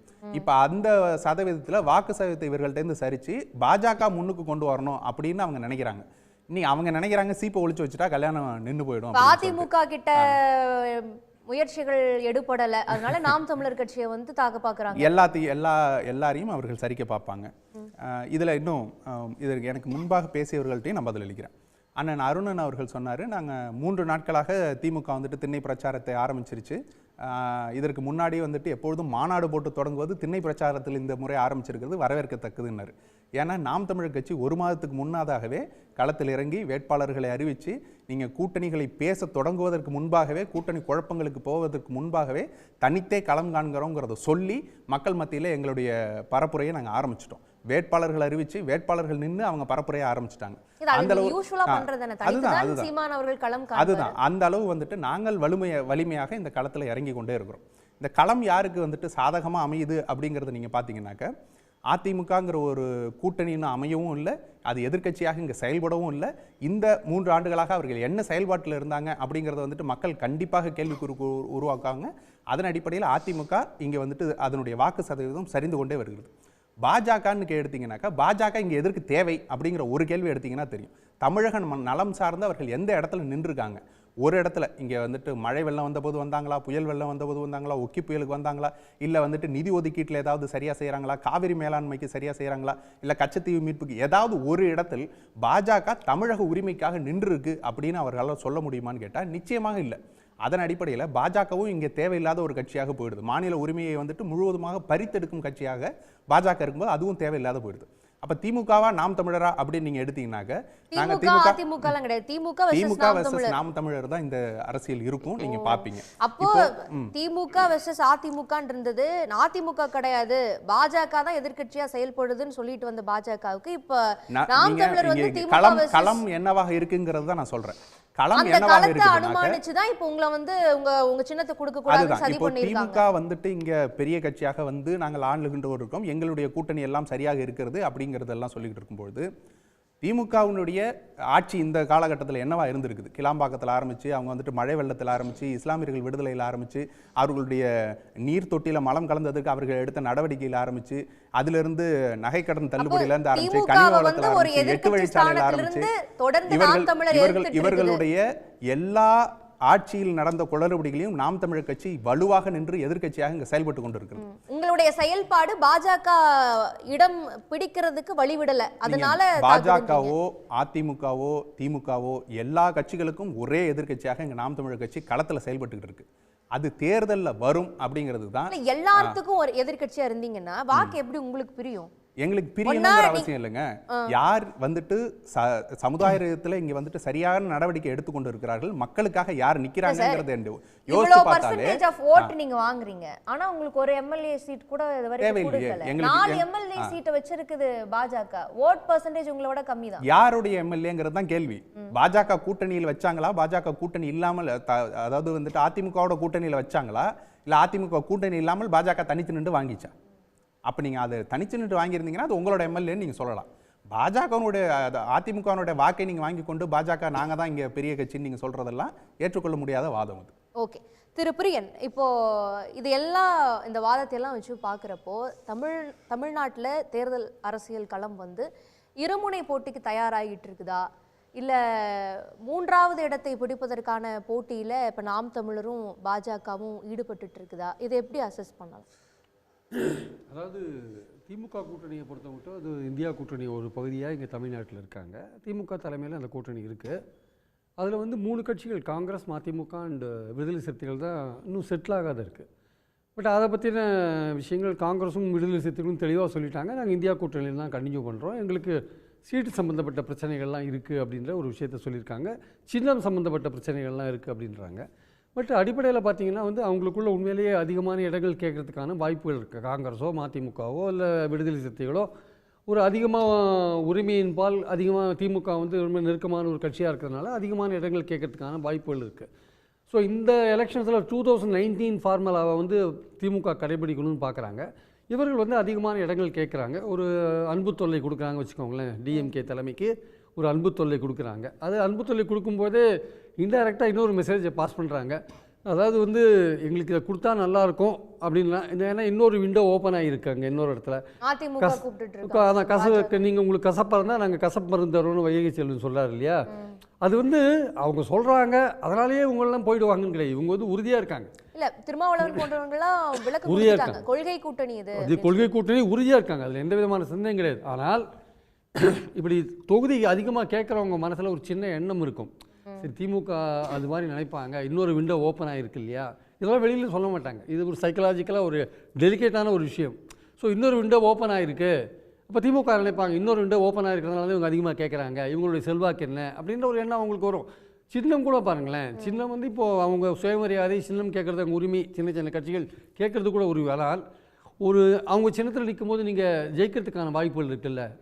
இப்போது ஒரு உதயசூரியன் சின்னம் ஒரு பாப்புலரான சின்னம், கதிர் அறிவாள் சின்னம், அந்த மாதிரி சிபிஎம் சிபிஐயோட சின்னம் பாப்புலரான சின்னம் வச்சுக்கோங்க. அந்த மாதிரி சின்னத்தில் நிற்கும்போது ஒரு வெற்றி வாய்ப்புகள் மக்களுக்கு நன்கு அறிமுகமான சின்னம் இருக்குது. இப்போது சில சின்னங்கள் வரும்போது அந்த இப்போது உதயசூரியன் சின்னத்தில்னா அந்த கட்சி தொண்டர்கள் உற்சாகமாக வேலை செய்கிறதுக்கான வாய்ப்புகள், சின்ன கட்சிகள் நிற்கும்போது வெற்றி பெறத்துக்கான வாய்ப்புகள் அதிகமாக இருக்குது. அவங்களுடைய சின்னத்தை கொண்டு போய் நீங்கள் பாப்புலர் டிஜிட்டல் வேர்ல்டில் பண்ணலான்றது கரெக்டு. அதுவும் ஒரு சின்ன விஷயம் என்னென்னா, உதயசூரியனாக இருந்தால் அந்த கட்சி தொண்டர்கள் ஆர்வத்தோடு வேலை செய்வாங்கன்றது இன்னொரு பாயிண்ட்டும் அங்கே இருக்குது. அதனால திமுக அந்த விஷயத்தில் வந்து சின்ன சின்ன கட்சிகளுக்கு அந்த உதயசூரியனில் நீங்கள் நிற்கணும் அப்படின்ற மாதிரியான விஷயத்தை வைக்கிறாங்க. பட் சின்ன கட்சிகளுக்கும் அவங்க ஒரு உரிமையோடு வந்து இல்லை நாங்கள் எங்கள் கட்சியை அடுத்த லெவலுக்கு கொண்டு போகணும், ரெகக்னேஷன்லாம் வாங்கணும், அதுக்கு தேவைன்னு அவங்க நிற்கிறாங்க. ஸோ அந்த திமுக கூட்டணியை பொறுத்த மட்டும் அந்த கூட்டணி இன்டாக்டாக இருக்கும். அதுக்கு நடுவில் சில சலசலப்புகள்லாம் வந்து உருவாக நம்ம பார்க்குறோம். பட் ஆனால் முன்பு அருணன் அவர்களுக்கு வச்ச அதே கேள்விதான். இப்போது கூட்டணியில் இன்னும் சில கட்சிகளுக்கு இந்த தொகுதி தான் அப்படிங்கிற உடன்பாடு இன்னும் எட்டப்படலை, இந்தந்த தொகுதி உங்களுக்கு கொடுக்குறோன்னு சொல்லலை. ஆனால் எல்லா இடங்கள்லையுமே திண்ணை பிரச்சாரத்தை வந்து திமுக மேற்கொள்ளுது அப்படின்னா அப்போ இந்த கூட்டணியில் இருக்கக்கூடிய கட்சிகளுக்கு அது கூட ஒரு நெருடலாக இருக்கும்ல. நமக்கு எந்த தொகுதின்னு இன்னும் சொல்லலை, ஆனால் இவங்க அவர்களுடைய பணியை ஆரம்பிச்சிட்டாங்க. இல்லை, இது வந்து இந்தியா கூட்டணிக்கான வெற்றியாக தான் பார்க்கணும். நீங்கள் அந்த கட்சிகள் இந்தியா கூட்டணி இவங்க சொல்றது வந்து திமுகவினுடைய பட்ஜெட்ல சொல்லப்பட்ட விஷயங்கள், திட்டங்கள் இதையும் முன்வைக்கிறாங்க திண்ணை பிரச்சாரங்கள்ல. அதே சமயத்துல பாஜக எதிர்ப்பும் இருக்குது. அது ரெண்டுமே சேர்த்து வைக்கிறாங்க. ஸோ அது எலெக்ஷனுக்கான ஒரு பிரச்சாரமாக தான் நம்ம பார்க்கணும். அது இந்தியா கூட்டணிக்கான ஒரு வெற்றிக்கான ஒரு ஸ்ட்ராட்டஜியாக தான் நம்ம அதை பார்க்கணுமே தவிர, பட் இந்த மாதிரியான இப்போ திமுக கூட்டணியில் இருக்கிற ஒரு விஷயங்களை பயன்படுத்தி கொண்டு அதிமுக வந்து ஏதாவது அதில் குளிர்காய நினைக்கணும்னு நினச்சாங்கன்னா அது நடக்கிறதுக்கான சான்ஸ் கிடையாது, ஒன்றுமே கிடையாது. ஆக்சுவலாக அது நேற்று திருமாவளவன் சொன்ன மாதிரி கூட்டணியில் இருக்கக்கூடிய கட்சிகள் முன்பே கொள்கை ரீதியான ஒரு உடன்பாடு இருக்காங்க. இன்னும் நம்பர்ஸ் மட்டும் தான் வந்து நம்பர்ஸ் மட்டும் இல்லைங்க, தொகுதியும் எந்த இடம் அப்படிங்கிறதுல அதுக்கு கூட தீர்வு சுமூகமா எட்டப்பட்டுருன்னு சொல்றாங்க. இவங்களை வெளியில எடுக்கிறது ஒரு பெரிய கஷ்டம் தான். ஆனா ஆல்ரெடி வெளியில இருந்துட்டு இருக்கக்கூடிய பாமக, தேமுதிக எந்த பக்கம் போறன்னு தெரியாம இருக்கக்கூடிய கட்சிகளையே அதிமுக உள்ள இழுக்க முடியாத ஒரு சூழல் இருக்கிறப்ப திமுகவுக்கு சரிசமமாக ஒரு தேர்தல் களத்துல அதிமுக தன்னை நிறுத்திக்க முடியும். இவர்கள் யாரும் வந்து திமுக கூட்டணியிலிருந்து யாரும் போக போறது இல்லைன்றது தெரிஞ்ச விஷயங்க. ஆனால் ஒரு விண்டோ வந்து ஓபன் ஆயிட்டு ஒரு மாதிரியான ஒரு சலசலப்புக்கு இடம் கொடுக்குற மாதிரியான ஒரு விஷயங்கள் இருக்கும்போது நம்ம ஒரு அதிகமான ஒரு தொகுதியை கேட்டு வச்சாங்கன்னா திமுக வந்து இன்னொரு விண்டோ ஓப்பனாக இருக்கிறத பார்த்து தானே இருக்காங்க அவங்களும். அதனால் நம்ம ஒரு கல்லை வீசி வைப்போம், அடிஷ்னலாக ஒரு தொகுதி கிடைச்சா நல்லது தானே நினச்சி கூட இந்த கட்சிகள் கேட்கலாம். அது திமுக எப்படி ஒரு இந்த டெலிகேட்டான இஷ்யூ எப்படி டீல் பண்ணுறாங்கன்னு பார்க்கணும். அதாவது இப்போது நடக்கிறத பார்த்தீங்கன்னா திமுக கூட்டணியில் இந்த மாதிரியான ஒரு விஷயம் வரணும் அப்படின்றதுக்காகவே எடப்பாடி செட்டப் பண்ணப்பட்டிருக்காரோன்ற கூட ஒரு எண்ணம் வருது எனக்கு ஆக்சுவலாக. அது என்ன மாதிரியான விஷயம் தெரியல. அவரும் வந்து பாஜக எதிர்ப்பு தான். இப்ப அதிமுகவும் முதன்மையா முன்வைக்கிறது பாஜக எதிர்ப்பு தான். திமுக தான் இந்தியா கூட்டணி தான். அப்படிலாம் பாஜக எதிர்ப்பெல்லாம் அவங்க வந்து முன்னிலைப்படுத்தவே இல்லை. கடந்த சில நாட்கள்ல பார்க்கும்பொழுது எவ்வளவு பேசுறாங்க. எடப்பாடி வாயை திறந்து ஏதாவது தமிழ்நாட்டுக்கு ஒரு பைசா கூட வெள்ளத்துக்கு நிதி கொடுக்கலன்னு எங்கேயாவது பேசியிருக்காரா? இல்ல அதிமுக பேசுது இல்ல, பாஜக எதிர்ப்பு எடப்பாடி பேசியிருக்காருங்க. எடப்பாடி மோடின்ற பேரை உச்சரிக்கிறாரா இல்ல மோடி எடப்பாடின்ற பேரை உச்சரிக்கிறாரா? அதாவதுங்க இந்தியா கூட்டணியில் இருக்கிற கட்சிகளை வந்து இணைக்கிறது வந்து ஒரே பாட்டம் லைன் தான். என்னன்னா மோடி மீண்டும் வரக்கூடாது, அதுதான் அவங்க நினைக்குது. மோடி மீண்டும் வரக்கூடாது என்கிற விஷயத்தை எடப்பாடி என்னைக்காவது சொல்லியிருக்காரா? சொல்லலை. என்னுடைய பாயிண்ட் என்னன்னா என்னுடைய பாயிண்ட் என்னன்னா திமுக கூட்டணி இன்டாக்ட் அப்படியே தான் இருக்கும். நடுவில் நம்ம இந்த மாதிரி சலசலப்புகளுக்கெல்லாம் பஞ்சம் இருக்காது என்பது என்னுடைய கருத்து. இப்ப அதிமுக வந்து நீங்க சொன்ன மாதிரி ஏதோ ஒரு விட்ட குறை தொட்ட குறை இருக்குது பாஜகவுக்கும் அதிமுகவுக்கும் அப்படின்னே சொன்னாலுமே அதிமுக ஒரு பக்கம் மோடி எதிர்ப்புங்கிற விஷயத்தையும் எடுத்து வச்சுட்டு இருக்கு. ஜெயக்குமார் போன்ற நிறைய தலைவர்கள் பேசிட்டு இருக்காங்க. அப்படின்னா இதை தீர்க்கமா முன்வைத்தது திமுக கூட்டணி தான். அப்ப திமுக கூட்டணியுடைய மோடி எதிர்ப்பு வாக்குகளை பிரிக்கிறதுக்கான ஒரு ஸ்ட்ராட்டஜி அப்படின்னு நம்ம இதை பார்க்கலாமா? அவங்க டெஃபினட்டாக வந்து மோடி எதிர்ப்பு வாக்குகளை பிரிக்க முடியாது. அவங்க வந்து சிறுபான்மை வாக்குகளை வாங்கிறதுக்கு ட்ரை பண்ணுறதோ இல்லை மோடி எதிர்ப்பு வாக்குகளை வாங்கிறதுக்கு ட்ரை பண்ணுறதுக்கான முயற்சிகள் இறங்கினாலோ அவங்க பண்ண வேண்டியது என்னென்னா ஆன்டி மோடியில். ஏன்னா எடப்பாடி ஸ்ட்ராங்காக எடுக்கணும். மத்திய அரசுடைய 10 வருஷ ஆட்சியை வந்து விமர்சிக்கணும். தமிழ்நாட்டுக்கு அந்த அரசு செய்த அதாவது ஒரு கண்ணுக்கு வேணா ஒரு கண்ணுக்கு சுண்ணாம்பு நிதி கொடுக்காத விஷயங்களெல்லாம் பேசணும். அந்த மாதிரி விஷயங்கள்லாம் எடுத்து மோடியை வந்து விமர்சிக்கக்கூடிய லெவலில் இப்போ சீமான் விமர்சிக்கிறார் வச்சுக்கோங்க, அவருக்கு ஆன்டி மோடி ஓட்டு வரும். நேரடியாக விமர்சிக்கிறார். அந்த மாதிரி விஷயத்தை நீங்கள் திமுக விமர்சிக்கிற மாதிரி சீமான் விமர்சிக்கிற மாதிரி நீங்கள் மோடியை விமர்சிப்பீங்களா? நீங்கள் ரெண்டாவது நீங்கள் அவுட் ஆஃப் ஃபோக்கஸில் போகிறீங்களே. நீங்கள் இந்த எலெக்ஷன்றது வந்து நீங்கள் கேட்டிங்க இல்லையா, இந்த எலெக்ஷன் வந்து பாஜக அணி வந்து மோடி வேணும் என்கிற ஒரு அணி, திமுக அணி வந்து மோடி வேண்டாம் என்கிற ஒரு அணி. இந்த ரெண்டுத்துக்கு நடுவில் நீங்கள் வந்து அதிமுக உங்களுக்கு ஃபோக்கஸ் இல்லையே. மோடி வேண்டாம் என்கிற விஷயத்தை நீங்க தைரியமா சொல்றீங்களா? மோடி மீண்டும் வரக்கூடாது. அதற்காக திமுகவுக்கு எதிராக பாஜக வந்து இந்த தேர்தல் களத்துல சரிசமமோட நிக்கல. இதுல வந்து இந்த வரப்போற எலெக்ஷன் வந்து பார்லிமெண்ட் எலெக்ஷனுங்க. மோடி கண்டினியூ பண்ணணுமா வேண்டாமா, 3ஆம் முறை ஆட்சியில் வரணுமா வேண்டாமான்ற ஒரு தேர்தல். பாஜக வந்து ஏங்க 4 தடவை பிரைம் மினிஸ்டர் இங்கே வராரு, எதுக்காக அவங்க வந்து அண்ணாமலை பாத யாத்திரை முதற்கொண்டு எல்லாத்துக்கும் இம்பார்ட்டன்ஸ் தராங்க, எல்லாம் பண்றாங்க. பாயிண்ட் என்னன்னா வாக்குகளா மாறுமா, சீட்டா கன்வெர்ட் ஆகும்? வாக்குகளா மாறுன்றது வரப்போற எலெக்ஷன்ல தான் தெரியும். அது இன்னும் கணிக்க முடியாத லெவல்ல தான் இருக்கு. பாயிண்ட் என்னன்னா வந்து இன்னும் அவங்க சின்ன சின்ன கட்சிகளை தான் கூட்டணிக்குள்ள வச்சுட்டு இல்லை தான் நான் சொல்றேன், அந்த பாயிண்ட்க்கு வரேன். அதாவது இந்த போட்டி வந்து ஃபோக்கஸ்ன்றது வந்து மோடி வேண்டுமா வேண்டாமான்ற ஒரு விஷயத்துல தான் இருக்கு ஆக்சுவலா. அப்போ ஏடிஎம்கே வந்து ஒரு அவுட் ஆஃப் ஃபோக்கஸ்ல போயிடும். நீங்க மோடி வேண்டாம் என்கிற ஒரு லேயரில் நீங்க கிளியரா அடிப்பீங்களா? மோடியோட ஆட்சியில் 10 வருஷ ஆட்சியில் இந்த மாதிரி பிரச்சனைகள்லாம் இருக்குது, தமிழ்நாட்டுக்கு இதெல்லாம் நீங்கள் இவ்வளோ வஞ்சித்திருக்கீங்க, பைசா கொடுக்கல, ஆளுநர் மூலமாக பல பிரச்சனைகள் பண்ணீங்க, திட்டங்கள் கொடுக்கல, எய்ம்ஸ் அடிக்கல் நாட்டு இன்னும் வரல, பல விஷயங்கள் இருக்குது. இதெல்லாம் எடப்பாடி எடுப்பாரா, சீரியஸாக எடுப்பாரான்றது ஒரு கேள்வி. ரெண்டாவது இவங்களுடைய கூட்டணி இருக்கு இல்லையா, இவங்களுடைய கூட்டணி ஏடிஎம்கேவுடைய கூட்டணி இருக்கு இல்லையா. இப்போ தேமுதிக பாமகலாம் பேசுகிறாங்க, இன்னும் வேறு கட்சிகள் யாரும் பேசுகிற மாதிரியான விஷயங்கள் தெரியல. ஆனால் இதே தேமுதிக பாமகவும் பாஜகவோடையும் பேசிட்டு இருக்காங்க. அது வெளியிலே தெரியலையே தவிர இந்த 2 கட்சிகளுக்கும் பல்வேறு கோரிக்கைகள் இருக்குது. இப்போ ஒரு மதிமுக தொகையினார் பாருங்க நாகராஜன் சார், அது வந்து அதை அப்படியே நீங்கள் திருப்பி அப்ளை பண்ணலாம் அந்த கூட்டணிக்கு கூட. ஸோ தொகைன்ற வார்த்தை அவர் எப்படி சொன்னார்? ஆக்சுவலாக வந்து அவர் சொல்ல வேண்டிய அவசியமே கிடையாது. அதை அவர் சொல்கிறார். அவர் ஆக்சுவலாக இந்தியா முழுக்க பாஜக என்ன மாதிரி வேலைகளில் ஈடுபடுதுன்னு எல்லாருக்குமே தெரியும். அசோக் சவான் முதல் நாள் சேராரு, மறுநாள் அவருக்கு ராஜ்யசபா கொடுக்குறாங்கன்னா அப்புறம் எப்படிப்பட்ட ஒரு கட்சி பாருங்க. கட்சி மாறி வந்தவங்களுக்கு உடனே ராஜ்யசபா கொடுக்குறாங்க. உள்ள இழுத்தும் அவங்க கட்சியிலேயே சீட்டு கொடுக்கலன்னு இப்ப வெளியில வந்தவங்க மினிஸ்டரா இருந்தவங்க வெளியே வந்துட்டாங்க. ஹர்ஷவர்தன்லாம் நீங்க வெளில வந்திருக்காருங்க, கரெக்ட். நான் இல்லைன்னு சொல்ல வரல, அது சீட்டு கிடைக்கல வெளில வர்றாரு, அது வேற விஷயம். பட் இவங்க எப்படி ஆளுங்களை இழுக்கிறாங்க. ஸோ இந்த அதிமுக ஒரு கூட்டணியை கட்டமைக்கிறது அப்படின்ற ஒரு விஷயம் வரும்பொழுது, அதிமுக ஒரு கூட்டணியை கட்டமைக்கிறது அப்படின்னா அது வந்து நிச்சயமாக இந்த பாமக அல்லது தேமுதிக இவங்க பேசுகிற விஷயங்கள் இருக்குல்ல, அவங்க பாஜகவோடையும் பேசிட்டு இருக்காங்க. நீங்கள் இன்னொரு முக்கியமான விஷயம் சொல்லணும். ஆக்சுவலாக பாஜக வந்து எம்ஜிஆர் இதையும் ஜெயலலிதா படத்தையும் யூஸ் பண்ணுறதை பற்றி பெருசாக இப்போ பேசப்படுகிற விஷயமா நம்ம பார்க்குறோம். நம்ம ஆக்சுவலாக பாஜகவுக்கு சொந்த தலைவர்கள் யாரும் கிடையாது. தீனதயாள் உபாத்யாயோ ஷாமத் பிரசாத் முகர்ஜியோ அவங்க யூஸ் பண்ணால் யாருக்குமே தெரியாது. அதனால் வேற கட்சி தலைவர்களை தான் வல்லபாய் பட்டேலை பிடிச்சி இழுப்பாங்க, நேதாஜி சுபாஷ் சந்திர போஸை பிடிச்சி இழுப்பாங்க. அவங்களுக்கு தமிழ்நாட்டில் அவங்களுக்கு எந்த தலைவர்களும் கிடையாதுங்க. ரெண்டாவதுங்க எம்ஜிஆர் படத்தையோ ஜெயலலிதா படத்தையோ யூஸ் பண்றது யார் பண்ணலாங்க? சப்போஸ் அதிமுக ஒரு கட்சி பிரிஞ்சு போச்சு வச்சுக்கோங்க, தினகரன் யூஸ் பண்ணலாம்.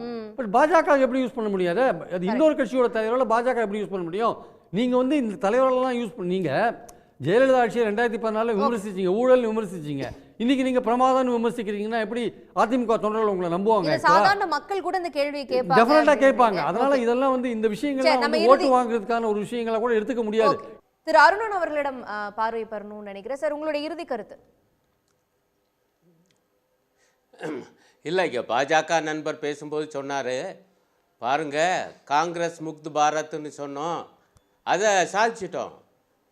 இப்போ வந்து பிரதமர் என்ன பேசினார், தமிழ்நாடு வந்து திமுக காணாமல் போயிடும், அப்போ திமுகவை அழிச்சிருவோம், அப்போ காங்கிரஸை அழிப்போம், திமுகவை அழிப்போம். எனக்கு புரியல. பாஜக என்பது ஒரு அழிவு சக்தி என்பதை அவங்களே ஏற்றுக்கொள்கிறாங்க. இது வந்து பக்கா பாசிச சிந்தனை, பாசிச போக்கு. அதன் காரணமாகத்தான் மீண்டும் பாஜக ஆட்சி வரக்கூடாது, மீண்டும் மோடி பிரதமராகக்கூடாது என்று இந்தியா கூட்டணியில் உள்ள இத்தனை கட்சிகளும் இன்றைக்கு ஒன்றிணைந்திருக்கின்றன. ஆனால் அதே நேரத்தில் பாஜக நண்பர் இன்னொன்று ஒப்புக்கொண்டார், எங்க இது வரைக்கும் ஒன்னோட ஒன்றாக உரசி கொண்டிருந்த கட்சிகள்லாம் இப்போ கூட்டணி சேர்றாங்களேன்னு வரிசையாக பட்டியல் சொன்னார். இந்த பக்கம் காங்கிரஸ் ஆம் ஆத்மி, அந்த பக்கம் காங்கிரஸ் அகிலேஷ் யாதவ், இங்கிட்டு காங்கிரஸ் லாலு பிரசாத் யாதவ்னு. இதுதான் உண்மை. இதை கண்டுதான் இன்றைக்கு மோடியும் பாஜகவின் அகில இந்திய தலைமையும் மிரண்டு போய் இருக்கின்றன. வருகிற தேர்தலில் பாஜக மீண்டும் ஒன்றியத்திலே ஆட்சிக்கு வராது. Okay sir. திரு நாகராஜ், உங்களுடைய இறுதி கருத்து. அண்ணா அருணன் அவர்கள் சொன்னாங்க, டாடா அம்பானியை பற்றி சொன்னாங்க. கொரோனா தந்த துயர் காலத்தில், கொடுமையான காலத்தில் நமக்கு துயர் கொடுத்தது, அந்த துயரை நீக்கியது, அளவற்ற நிதியை அள்ளி கொடுத்தது டாடா அவர்களும் அதானி அம்பானிகளும் இந்துஜா அவர்களும் தான். கேரளாவில் இருக்கிற லூலு மால் ஓனர்கள் அல்ல. அதை வந்து நான் அண்ணனுக்கு பதிவு செய்ய நான் ஆசைப்படுறேன். அதே மாதிரி சொன்னாங்க, நம்முடைய பாஜகனுடைய இன்னும் 80 கோடி பேருக்கு இலவச அரிசி தான கொடுத்துட்டு இருக்கீங்க, இன்னும் வறுமையெல்லாம் ஒழிக்கலையேன்னு கேட்பாங்க சார். இல்ல ஜல்லிக்கட்டை கொண்டு வந்தது, காவிரி மேலாண்மை வாரியம் அமைத்தது, தமிழ்நாட்டிற்கு பல கோடி திட்டங்களை கொடுத்தது அது பாரத பிரதமர் அவர்கள். இன்னைக்கு 3.5 கோடி மக்களுக்கு திட்டங்கள் சென்று சேர்த்திருக்கிறது. அதே மாதிரி சொன்னாங்க சித்தாந்தம், நீங்க வந்து எப்படி நீங்க எம்ஜிஆர் ஜெயலலிதா அவர்களை பற்றி பேசலாம், நல்லவர்களை போற்றி பேசுவது அதற்கு எதுக்கு வெக்கப்படணும்? இப்போ அண்ணாதுரை அவர்கள் திமுக ஆரம்பிச்சாங்க, அதுக்கப்புறம் எம்ஜிஆர் அவர்கள் ஆரம்பிச்ச பொழுது அந்த அண்ணா அவர்கள் படத்தை கொண்டு வரவில்லையா? அது நீங்க சொல்லலாம் சித்தாந்த ரீதியா ஒன்று என்று. ஆனால் அதே அண்ணாதுரை அவர்களும் அதே காமராஜர் அவர்களும் இல்ல மக்களுக்கு நல்லது செய்கின்ற பொழுது அவர்களை பற்றி பேசுவதில் பாராட்டுவதில் என்ன தவறு இருக்கிறது? சவார்கிறவங்க, கோல்வார்கிறவங்க, ஹெட்கேவரவங்க எதுக்கு ஜெயலலிதாவையும் எம்ஜிஆரையும் படத்தை வைக்கிறீங்க அப்படின்னு கேட்பாங்கல்ல, அதுக்கு இதுக்கு எப்படி சார்? அண்ணாவுக்கும் எப்படி சார்? தமிழ்நாட்டில் எந்த தலைவர்கள் நல்லது செய்தார்களோ, இல்ல எந்த தலைவர்கள் நன்மை செய்தார்களோ, நன்மை செய்தவர்களை மக்களுக்கு சொல்வதில் என்ன தவறு இருக்கிறது? சொல்லக்கூடாத மாதிரி அது யார் செய்திருந்தாலும் சொல்லுவோம். காமராஜரையும் சொல்வோம், கக்கனையும் சொல்வோம். இந்த நாட்டை காப்பாற்றிய சுந்தர போற வீரர்கள் 75 பேரை நாங்க பாராட்டுறோம். வீரன் சின்னமலையை சொல்வோம், முத்துராமலிங்க தேவரை சொல்வோம், எல்லாரையும் நாங்கள் பாராட்டுவோம். தேங்க்யூ. திரு கார்த்திகேயன், உங்களுடைய இறுதி பார்வை. வரலாறு இல்லாதவர்கள் தங்களுக்கு வரலாறு இல்லைன்னா அடுத்தவங்கள்ட்ட இருந்து வரலாறு திருடி கொள்வார்கள் அப்படிங்கிறது தான் பாஜக. அது எல்லா இடத்துலையும் வந்துட்டு அதே தான் செய்யும். மற்ற கட்சிகளை அது கபலீகரம் சதையாக தான் முடிக்கும். என்னோட இறுதி கருத்தாக என்ன சொல்ல விரும்புகிறேன்னாக்கா, இந்த இந்திய தேசியத்துக்குன்னு ஒரு கட்சி வந்துட்டு அதிகார பலத்தில் உட்கார்ந்து இங்கே ஆளவே கூடாது. அது காங்கிரஸாக இருந்தாலும் சரி, பாஜகவாக இருந்தாலும் சரி. அப்படி ஆளுதுனாக்க அவர்கள் வந்துட்டு ஒரு மாநில நலனுக்கு எதிராகத்தான் செயல்படுவார்களே தவிர ஒருபொழுதும் வந்துட்டு மாநில உரிமைகளுக்கு அவர்கள் குரல் கொடுக்க மாட்டார்கள். அதனால அது பாஜக கூட்டணியாக இருந்தாலும் சரி, காங்கிரஸ் கூட்டணியாக இருந்தாலும் சரி, அதை தேர்ந்தெடுக்காமல் மாநில உரிமைகளுக்காக நிற்கக்கூடிய நாம் தமிழர் கட்சியை தேர்ந்தெடுக்கணும் மக்கள்கிட்ட கேட்குறேன். ஓகே, நீங்க பிரச்சாரத்தை முன்வைக்கிறீங்க. திருப்பிரியன், உங்களுடைய இறுதி பார்வை. வரப்போகிற எலெக்ஷன்ஸ்ல வந்து மோடி கண்டினியூ பண்ணணுமா வேண்டாமான்ற எலெக்ஷன் தான். ஸோ அந்த ஆஸ்பெக்டில் வந்து ஏடிஎம்கே தன்னுடைய ஸ்ட்ராட்டஜியை வகுக்கலைன்னா கண்டிப்பாக அதில் வந்து நீங்கள் கேட்ட மாதிரி சில இடங்களில் 3வது இடத்துக்கு போகிறதுக்கான வாய்ப்புகள் இருக்குது. அதே மாதிரி இந்த நாம் தமிழர் சின்னம் விஷயத்துலையும் வந்து அவங்க சந்தேகப்படுறதுக்கான நியாயம் இருக்குது. ஏன்னா கமலுக்கு எதுவுமே கேட்காத டார்ச் லைட் அவர் கொடுத்துருக்காங்க. கமலுடைய பாஸ்ட் ரெக்கார்டு என்ன ஆக்சுவலாக இவங்களோட அவருடைய ரெக்கார்டு வந்து ரொம்ப இதுதான் பின்தங்கின ஒரு விஷயம் தான். இவங்க வந்து 1லேருந்து 3லேருந்து 7 கிட்டத்தட்ட நெருங்கியிருக்காங்க. அப்படி இருக்கும்போது வந்து இவங்களுக்கு வந்து அந்த கரும்பு விவசாய சின்னத்தை வந்து எலெக்ஷன் கமிஷனுக்கும் பாஜகவுக்கும் தான் நெருக்கம் இருக்கா, அதெல்லாம் அந்த ஆஸ்பெக்டுக்குள்ளே போல. பட் நடக்கிற சில விஷயங்கள்லாம் பார்க்கும்போது ஒரு சாதாரண பாமரன் வந்து ஒரு சந்தேகத்துக்கிடமான ஒரு விஷயம் தான் நான் பார்க்குறான். அதனால கரும்பு விவசாய அதை சொல்லியே நாம் தமிழர் இன்னும் வாக்குகளை கேட்கலாம் இல்லைங்க. அப்படி எடுத்தா கூட இந்த சீப்பை ஒழிச்சு வச்சா கல்யாணம் நிற்காதுன்ற மாதிரி நாம் தமிழரோட வாக்குகள் கூட அவங்க நினைக்கிற மாதிரி பாஜக அப்படியே பண்ணியிருந்தா கூட நாம் தமிழர் வாக்குகள் கரும்பு சின்னத்துக்கு போட வேண்டியவங்க கரெக்டாக போட்டுருவாங்க என்பது என்னுடைய கருத்து. ஓகே, நன்றி. பொறுத்திருந்துதான் பார்க்க வேண்டும். வேகம் எடுக்கிறது தேர்தல் களம். அது திமுக அதிமுக என்ற இருமுனை களமாக மாறுகிறதா, மூன்றாவது அணிக்கான வாய்ப்புகளும் உருவாகி கொண்டிருக்கிறதா என்பதை பொறுத்திருந்தான் பார்க்க வேண்டும். பங்கு கொண்ட விருந்தினர்களுக்கும் பார்த்த நேயர்களுக்கும் நன்றி. கேள்விக்களம் நிறைவுக்கு வருகிறது. மீண்டும் சந்திப்போம். உடனுக்குடன் செய்திகளை தெரிந்து கொள்ள சன் நியூஸ் பெல் ஐகானை கிளிக் பண்ணுங்க.